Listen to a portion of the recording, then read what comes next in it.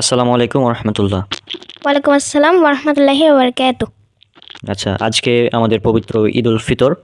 তো আজকে আমরা ঈদ সম্পর্কে তোমাকে বেশ কয়েকটি প্রশ্ন করব। তোমাকে 5টি প্রশ্ন করব, এই 5টি প্রশ্নের উত্তর দিতে হবে। তুমি কি প্রস্তুত?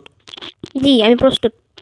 তো তোমার জন্য প্রথম প্রশ্ন, সেটা হচ্ছে ঈদ উল ফিতরের দিন কি খেয়ে ঈদগাহে বা ঈদের মাঠে যাওয়া সুন্নাহ? বিজোড় সংখ্যায় খেজুর খেয়ে। জি, ঈদ উল ফিতরের দিন বিজোড় সংখ্যায় খেজুর খেয়ে ঈদগাহে যাওয়া সুন্নাহ। এই হাদিসটি উল্লেখ করা আছে সহিহ বুখারীতে, হাদিস নাম্বার 953। এরপর দ্বিতীয় প্রশ্ন তোমার জন্য, সেটা হচ্ছে ঈদ উল আজহাতে কি খেয়ে ঈদগাহে যাওয়া সুন্নাহ?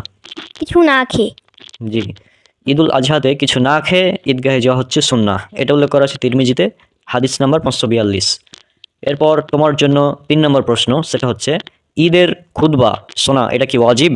না, এটা ঐচ্ছিক।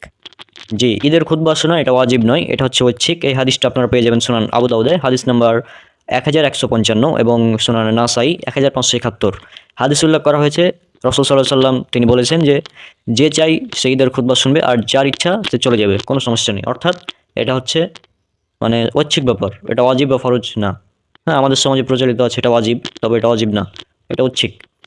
এরপর তোমার জন্য 4 নম্বর প্রশ্ন, সেটা হচ্ছে ঈদের মাঠে বা ঈদগাহে গিয়ে সর্বপ্রথম যে কাজ সেটা কি? সালাত আদায় করা।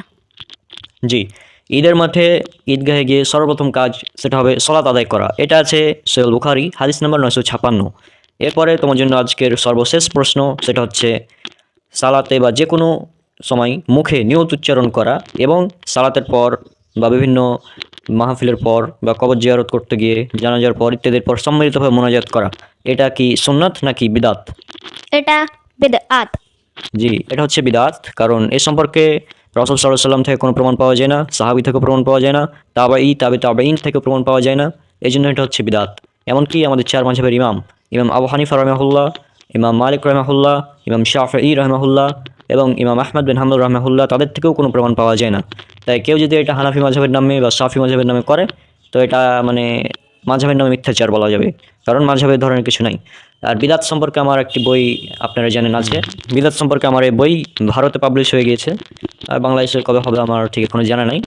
এই বইটা যদি আপনারা পড়েন, একদম বিস্তারিত ডিটেলস আলোচনা করা হয়েছে বিদাতের, মানে বিদাত আপনারা চিনতে পারবেন এই বইটা পড়লে। তো এটা হচ্ছে মূল কথা। বিদাতের মূল সংজ্ঞা হচ্ছে, যেটা উল্লেখ করা আছে সহিহ মুসলিমে, হাদিস নাম্বার 1718, ইসলামিক ফাউন্ডেশন নাম্বার 4344 এবং হাদিস একাডেমি নাম্বার 4385।